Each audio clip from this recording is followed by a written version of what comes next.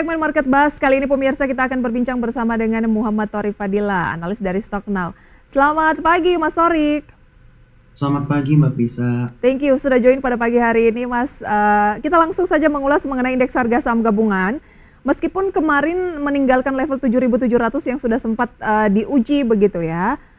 Turun tetapi penutupannya tetap adalah rekor tertinggi penutupan sepanjang masa. Kemudian net buy juga cukup besar. Sebenarnya sejauh mana penguatan indeks harga saham gabungan ini akan berlanjut? Oke, baik. Terima kasih Mbak Prisa. Jadi sebenarnya memang pada perdagangan IHSG pada hari Senin kemarin, IHSG ini berada di kisaran level 7.694, mengalami penguatan sekitar 0,31%. Selama perdagangan kemarin juga, asing masih mencatatkan net buy ataupun akumulasi senilai 1,19 triliun rupiah. Meskipun memang bisa dikatakan IHSG sempat tergelincir di level psikologis 7.700, IHSG masih mempertahankan momentum positifnya. Nah, salah satu faktor pendorong adalah inflow dari dana asing yang bisa dikatakan sangat signifikan dengan investor asing mencatatkan net buy besar-besaran selama beberapa pekan terakhir. Misalnya, selama sepekan terakhir saja asing masih melakukan akumulasi ataupun net buy sebesar 15,4 triliun rupiah.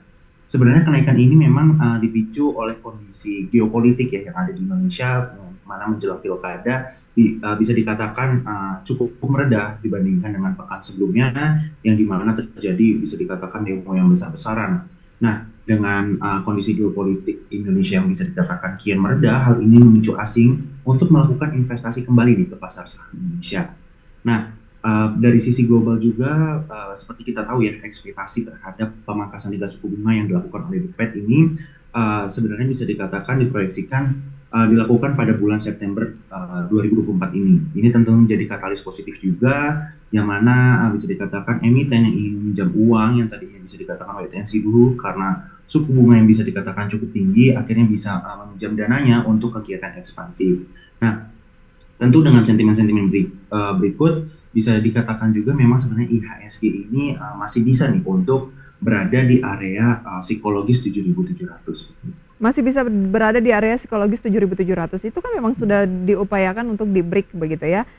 Target berikutnya kalau misalnya 7.700 ini bisa tercapai dan kalau nggak salah di akhir pekan lalu di Jumat sesi 1 memang udah sempat tutup di 7.700 lebih. Nah, target berikutnya di posisi berapa untuk IHSG? Oke, sebenarnya memang kalau misalkan target dari Stocknow.id sebenarnya level psikologis resistance-nya itu di 7.750. Namun memang perlu kita untuk melihat pergerakan ataupun momentum ke depan bagaimana melihat pergerakan IHSG ke depannya. Namun dari Stocknow.id memproyeksikan psikologis resistance terbaru untuk IHSG itu di kisaran level 7.750. 7.750 memang sudah tidak jauh lagi berarti ya? Betul sekali. Oke, berarti IHSG yang rekor sudah berkali-kali ini mungkin udah 13 kali sepanjang tahun 2024. Anda lihat sudah mulai overbought? Sebenarnya memang bisa dikatakan sudah overbook ya, karena memang selama sejak awal Agustus tahun 2024 saja kenaikan IHSG ini sudah mencapai 7%. Jadi memang bisa dikatakan sebenarnya IHSG ini sudah berada di fase overbought sih. Baik, sudah di fase overbought. Meskipun IHSG-nya overbought, tapi kan sektor emiten-emiten banyak sekali yang tentunya tidak semuanya mahal begitu ya. Oke, Betul yang sekali. menarik perhatian di perdagangan kemarin di awal September ini adalah konstruksi sempat memimpin diiringi saham Wika, PT PP, Adikarya. Kemudian ketiganya juga mengalami kenaikan dan perbaikan kinerja di semester 1 2024. Peluangnya bagaimana? Ini apakah euforia sesaat saja? Bahkan kita lihat kemarin Wika kenaikannya tuh 20%. Oke, sebenarnya memang bisa dikatakan sektor konstruksi ini menunjukkan perbaikan kinerja yang signifikan pada semester pertama tahun 2024. Dengan saham-saham BUMN seperti Wika, PT PP, dan ADI bisa dikatakan mencatatkan kenaikan harga yang bisa dikatakan cukup masif sekali ya. Sentimen positif memang sebenarnya balik lagi karena IKN masih dilanjutkan oleh presiden mendatang. Hal ini juga tentu menjadi sentimen positif terhadap sektor konstruksi. Nah, hal ini juga dibuktikan oleh laba yang dihasilkan oleh perseroan ya, seperti Wika pada semester 1 tahun 2024 ini membukukan laba sebesar 402 miliar rupiah angka ini jauh lebih baik dibandingkan semester yang sama pada tahun lalu, itu membukukan rugi bersih senilai 1,8 triliun rupiah.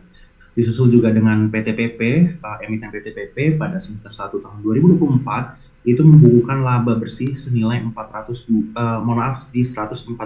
miliar rupiah. Angka ini tentunya jauh lebih baik dibandingkan dengan semester sama yang sama di tahun lalu yang membukukan sekitar 96 miliar. Nah, kalau misalkan kita mencermati juga pada saham ADI, pada semester 1 tahun 2024 membukukan laba bersih senilai 14 miliar rupiah ya. Angka ini cukup bisa dikatakan memang cukup kecil. Namun angka ini jauh lebih baik juga dibandingkan dengan semester yang sama pada tahun sebelumnya di tahun 2023 itu sebesar 12 miliar rupiah. Jadi bisa dikatakan dengan euforia ini, dengan bisa dikatakan laba saham sektor konstruksi yang mengalami peningkatan itu dijadikan euforia dan dijadikan sebagai ajang spekulasi nih oleh para pelaku pasar. Nah, jadi untuk rekan-rekan yang misalkan untuk mau mencoba masuk ke saham sektor konstruksi, perlu diwaspadai juga, perlu dianalisis lebih lanjut terkait saham ini. Saya menilai juga memang momentum ini akibat karena sektor konstruksi ini mengalami laba yang melonjak saja. Dikhawatirkan tentunya akan terjadi penurunan di beberapa pekan ke depan ataupun beberapa hari ke depan. Mengingat memang sebenarnya fundamental perusahaan, fundamental emiten sektor konstruksi ini masih belum membukukan kinerja yang cukup positif. Baru di semester pertama tahun 2024 ini saja. Jadi bisa dikatakan sebagai ajang spekulasi oleh para pelaku pasar. Baik, kita ke Wika. Wika tidak lagi merugi, mulai kantongi laba bersih di semester 1 2024 seperti yang sudah kita bahas tadi ya. 458 current price, analisis dari Stocknow seperti apa Pak? Oke, sebenarnya memang kalau misalkan kita lihat ya sebentar.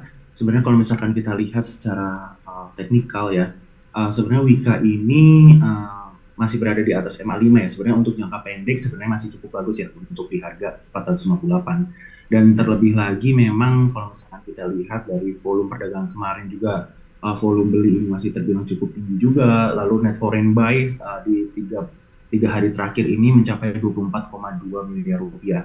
Tentu sebenarnya memang untuk Wika ini kalau misalkan untuk jangka pendek ataupun misalkan untuk trading itu masih cukup oke sebenarnya. Cuma memang kalau misalkan rekan-rekan semuanya ingin mencoba untuk investasi jangka panjang, investasi lebih lanjut terkait saham Wika ini perlu diwaspadai juga meskipun memang semester 1 tahun 2024 mengalami lonjakan laba, namun perlu kita lihat juga di tahun-tahun sebelumnya yang mana Wika ini masih membukukan rugi yang cukup tinggi. Jadi Betul. memang bisa dikatakan nggak apple to apple untuk perbandingan laba semester 1 di 2024 dengan tahun-tahun sebelumnya. Baik, jadi kenaikan satu pekan ini yang mencapai 33% di Wika begitu ya, dari kisaran level 316 ke 478 lebih karena euforia sesaat saja, belum terlalu kuat dari segi fundamental untuk bisa mengatakan semester 1 sudah tidak rugi, artinya akan bagus ke depan, itu belum confirm ya?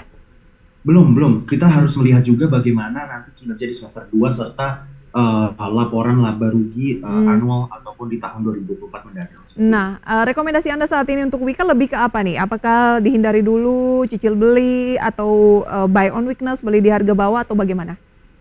Sebenarnya memang kalau misalkan target saya sebenarnya itu berada, kalau misalkan untuk teman-teman mau beli, menurut saya saran beli di angka 400 saja ya, karena memang menurut saya ya dengan harga 498 ini harganya sudah terbilang cukup tinggi juga ya. Terlebih lagi memang belum diiringi dengan kinerja yang akan datang yang apakah akan positif ataupun tidak. Jika misalkan teman-teman ingin mencoba untuk beli, saran saya memang buy on weakness saja, menggunakan support MA5-nya di 365 sampai dengan 400. 395 sampai dengan 400. 395 sampai dengan 400 buy on weakness ya, menurut dari stocknow.id tuh di kisaran-kisaran itu kalau baru mau masuk. Wika, PTPP dan ADI sebenarnya lebih menarik yang mana, Mas Torik? Oke, sebenarnya kalau misalkan balik lagi ya, kita lihat sebentar. Kita lihat kalau misalkan balik lagi kita lihat fundamental ya. Sebenarnya memang kalau misalkan fundamental meskipun memang sektor konstruksi ini bisa dikatakan masih pergerakannya masih cukup minus ya untuk dari rasio keuangannya, namun saya masih menjagokan sebenarnya untuk sektor konstruksi itu sebenarnya PTPP.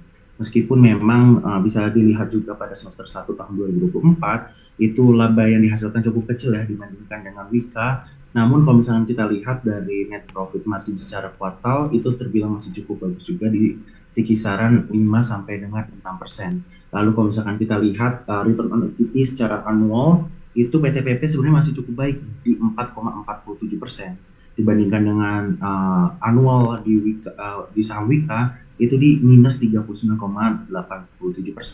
Jadi kalau misalkan secara annual, kalau misalkan teman-teman mencoba untuk investasi ataupun swing trade saham di sektor konstruksi, saya lebih menjagokan PTPP dibandingkan Wika. PTPP ya. Baik, itu dia rekomendasinya kalau berbicara mengenai sektor konstruksi khususnya BUMN Karya. Kita lanjutkan nanti Mas Sorik ya untuk rekomendasi saham pilihan. Kami segera kembali pemirsa usai jeda pariwara berikut, tetaplah bersama kami dalam segmen Market Buzz.